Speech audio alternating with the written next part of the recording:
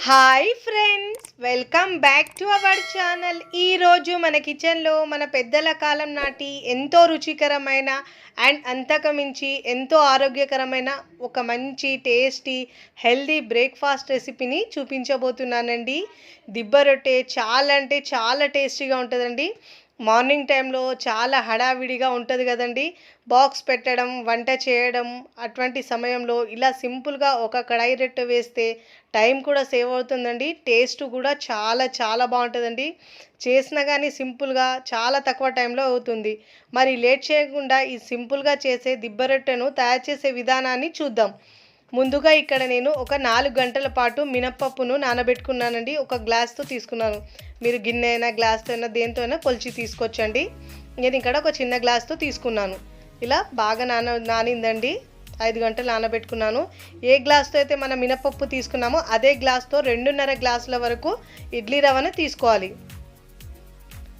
ఇలా బౌల్లో ఇడ్లీ రవ్వను తీసుకున్న తర్వాత శుభ్రంగా వాష్ చేసుకోవాలి. ఇప్పుడు వాటర్ వేసి వాష్ చేసుకోవాలండి.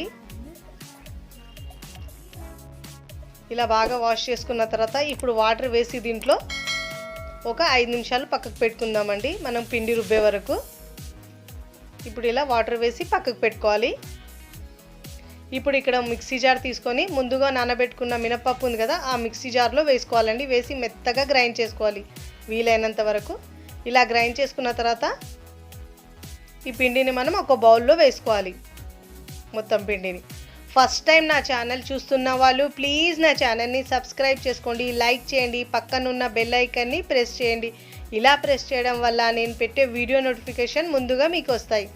ముందుగా మనం నానబెట్టుకున్న కదా ఇడ్లీ రవ్వను కూడా వాటర్ మొత్తం తీసేసి ఇలా బాగా పిండేసి రవ్వను దీంట్లో వేసుకోవాలండి.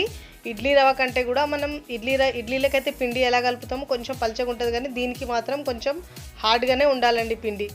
ఇలా మొత్తం పిండేసిన తర్వాత రవ్వ దీంట్లో వేసుకొని బాగా మిక్స్ చేసుకోవాలి. చూడండి, ఇలా ఎంత బాగా మిక్స్ చేస్తే మనకు అంత బాగా కేక్ లాగా ఫ్లఫీగా వస్తుందండి దిబ్బ రొట్టె. ఇలా బాగా ఒక 2 నుంచి 3 నిమిషాల పాటు బాగా మిక్స్ చేసుకోవాలి వీడియోలో చూపించిన విధంగా. ఎప్పుడైనా మనం దోశ పిండికి, ఇడ్లీ పిండికి, దేనికైనా కానీ ఎంత బాగా మిక్స్ చేస్తే పిండి అంత బాగా ఫర్మెంట్ అవుతుందండి. ఇప్పుడు ఇలా పిండిని బాగా మిక్స్ చేసుకున్న తర్వాత ఇక్కడ మూత పెట్టి నేను ఓవర్ నైట్ ఉంచుకుంటున్నానండి పులియడానికి. ఓవర్ నైట్ పెట్టుకుంటున్నాను. ఒకవేళ మీరు 8 గంటలైనా పెట్టుకోవచ్చండి.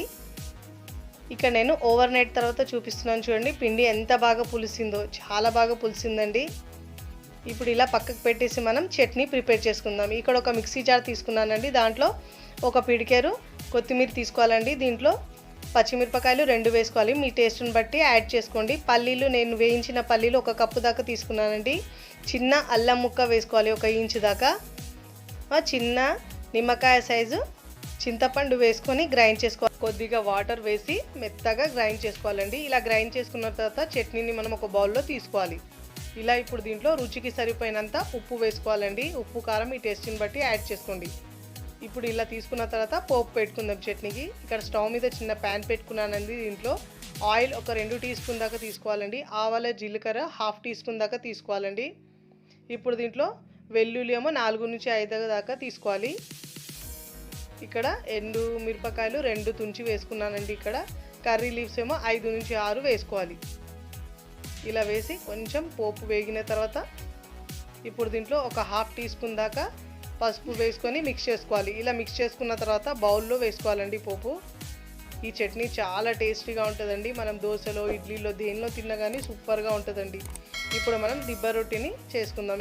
ఇలా నేను స్టవ్ మీద నాన్ స్టిక్ ప్యాన్ పెట్టుకున్నానండి. మీరు నార్మల్ కడాయి అయినా పెట్టుకోవచ్చు. ఇప్పుడు దీంట్లో ఒక 1 టీ స్పూన్ దాకా ఆయిల్ వేసుకున్న తర్వాత ఇలా మధ్యలో గ్లాస్ పెట్టి దాంట్లో ఒక సగం కంటే కొంచెం ఎక్కువ వాటర్ వేసుకోవాలండి. ఇలా పెట్టిన తర్వాత ఇప్పుడు ఇలా మనం సైడ్ల నుంచి పిండి వేసుకోవాలి. చూడండి పిండి ఎలా గట్టిగా ఉండాలండి, పల్చగా ఉండొద్దు.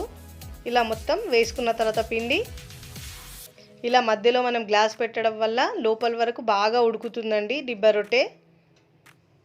ఇలా బాగా పిండి వేసుకోవాలి. మొత్తం పిండి వేసుకున్న తర్వాత ఇప్పుడు దీనిపై నుంచి నేను కొంచెం జీలకర్ర వేస్తున్నానండి. ఒకవేళ మీకు జీలకర్ర ఫ్లేవర్ నచ్చకపోతే మీరు స్కిప్ అయినా చేస్తే పర్వాలేదు.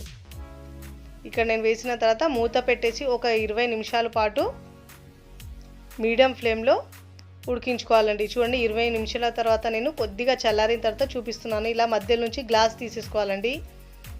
చూడండి ఇలా తీసుకున్న తర్వాత కేక్ లాగానే అండి సేమ్ ఇలా పైన మనం ప్లేట్ పెట్టేసి ఇలా టర్న్ చేసుకోవాలి. ఇలా తిప్పాలి. ఇలా తిప్పితే ఈజీగా ఊడొచ్చేస్తుందండి. ఇప్పుడు ఇలా తిప్పిన తర్వాత చూపిస్తున్నాను చూడండి ఎంత బాగా వచ్చింది. చాలా చాలా బాగా వస్తుందండి. ఇలా మనం ఒక్కటి కడాయి రొట్టె వేసుకుంటే ఇంట్లో అందరు తినొచ్చండి. చాలా తక్కువ టైంలో ఈజీగా ఇలా బ్రేక్ఫాస్ట్ రెడీ చేసుకోవచ్చు. చూడండి ఎంత బాగా వచ్చింది. చాలా చాలా బాగుందండి. ఇలా మనం కేక్ లాగా ముక్కల్లా కట్ చేసుకొని మనం చట్నీతో సర్వ్ చేసుకుంటే టేస్ట్ మాత్రం అదిరిపోదండి. అంత బాగుంటుందండి. చూడండి సేమ్ కేక్ లాగానే కనిపిస్తుందండి. చూడండి ఎంత బాగా వచ్చిందో. చాలా చాలా టేస్టీగా ఉంటుంది. చూడండి ఎంత స్పాంజీగా ఎంత బాగా చూడండి ఎంత బాగా వచ్చిందో. చాలా చాలా బాగా వచ్చిందండి. పైనుంచి ఇలా మనం కింద కొంచెం ఆడినట్టుంటే చాలా క్రిస్పీగా ఉంటుందండి. అది మాత్రం చాలా టేస్టీగా ఉంటుందండి. చూడండి ఇలా మనం ఇప్పుడు సర్వింగ్ ప్లేట్లో సర్వ్ చేసుకోవాలండి. ఇలా చట్నీతో సర్వ్ చేస్తే రుచి అయితే చాలా చాలా బాగుంటుందండి. మీరు ఇలా ఒక్కసారి చేసి పెట్టారంటే మళ్ళీ మళ్ళీ అడుగుతారండి. పిల్లలకు కూడా బాగా నచ్చుతుంది. తక్కువ ఆయిల్లోనే మనం ఇలా బ్రేక్ఫాస్ట్ని రెడీ చేసుకోవచ్చండి. ఈ బ్రేక్ఫాస్ట్ని మీరు కూడా తప్పకుండా ట్రై చేయండి. ట్రై చేసి ఎలా కుదిరిందో నాకు కామెంట్ ద్వారా తెలియచేయండి. చూడండి ఇక్కడ నేను చట్నీతో సర్వ్ చేసి చూపిస్తున్నాను. చూస్తేనే నోట్లో నూరు ఊరుతాయండి. అంత బాగుంటుందండి. టేస్ట్ మాత్రం సూపర్గా ఉంటుందండి. స్పాంజీగా చాలా బాగుంటుంది.